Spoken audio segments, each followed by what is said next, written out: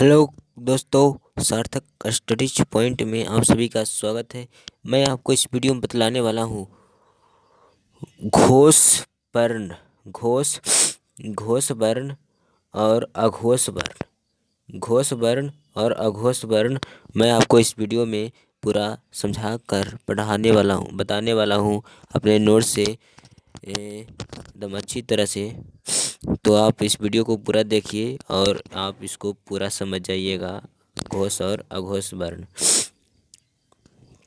और हो सके तो कॉपी पेन लेकर बैठें। इस नोट को आप भी नोट कर सकते हैं। इसे बड़ी दिमाग लगाकर बनाए हैं नोट को।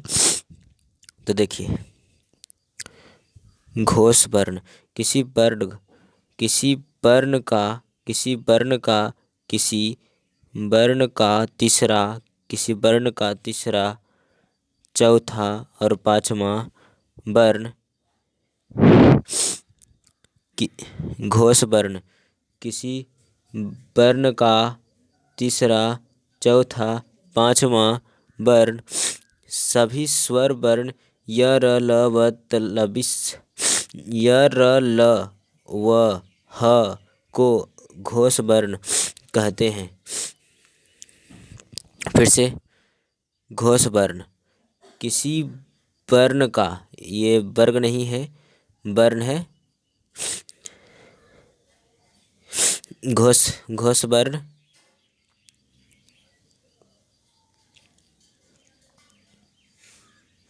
घोष वर्ण किसी वर्ग का तीसरा, किसी वर्ण वर्ण वर्ण किसी वर्ण का तीसरा, किसी वर्ण का तीसरा और चौथा और पांचवा वर्ण सभी स्वर य र ल व ह को घोष वर्ण कहते हैं। तो आगे तक बढ़ते हैं। आप आई होप कि आप इसका परिभाषा समझ गए होंगे घोष वर्ण का। नहीं समझे तो इसको लिख कर रिवीजन करें। अब आगे बढ़ते हैं। घोष वर्ण घोष वर्ण की कुल संख्या 31 होती है।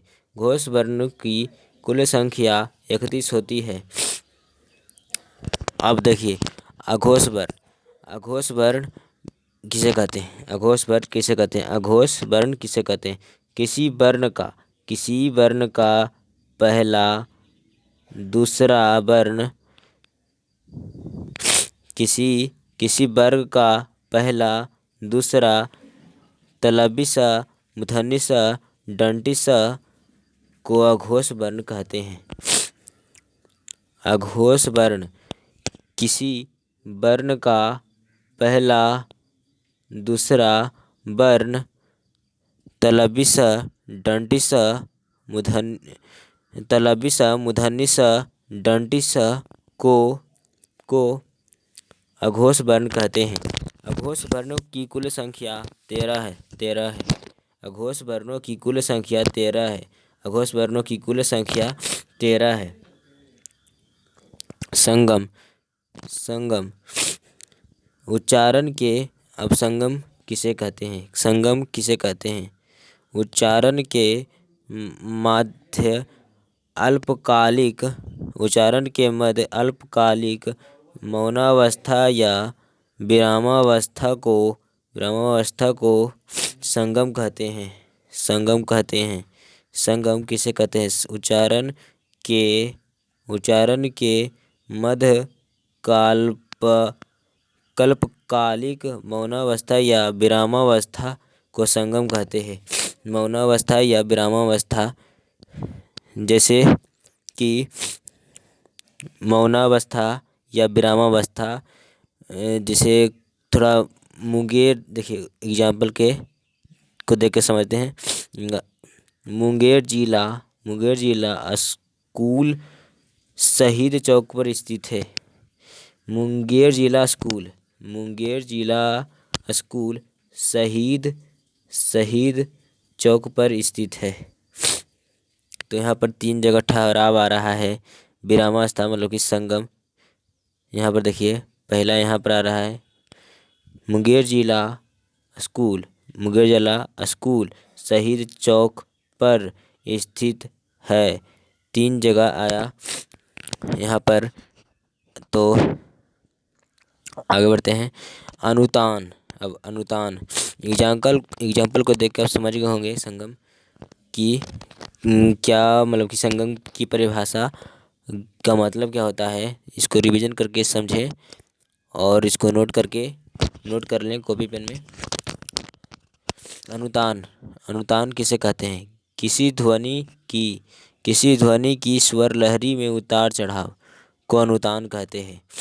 किसी किसी किसी ध्वनि को वर्ण भी कहते हैं। वर्ण या ध्वनि दोनों सेम है, उसका नाम दोनों सेम है। वर्ण को ही ध्वनि कहते हैं, ध्वनि को ही वर्ण कहते हैं। तो अनुतान किसी ध्वनि या किसी वर्ण की स्वर लहरी में उतार चढ़ाव को अनुतान कहते हैं। जैसे कि देखिए, वाक्य को देख कर समझते हैं। यह कलम रमेश की है। सामान्य कथन। यह कलम रमेश की है। आश्चर्य। यह कलम रमेश की है। सामान्य कथन। यह कलम रमेश की है। सामान्य कथन। यह कलम रमेश की है। आश्चर्य। तो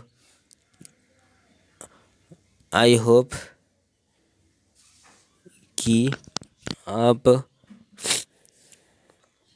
घोष वर्ण और अघोष वर्ण की परिभाषा समझ गए। घोष वर्ण और अघोष वर्ण की परिभाषा एग्जाम्पल सहित आप देखकर समझ गए होंगे। तो इसको नोट भी कर सकते हैं और रीडिंग करें तो पूरा समझ में आ जाएगा। तो आई होप कि पूरा समझ में आया होगा। तो मिलेंगे ऐसे वीडियो में। तब तक के लिए जय हिंद, जय भारत।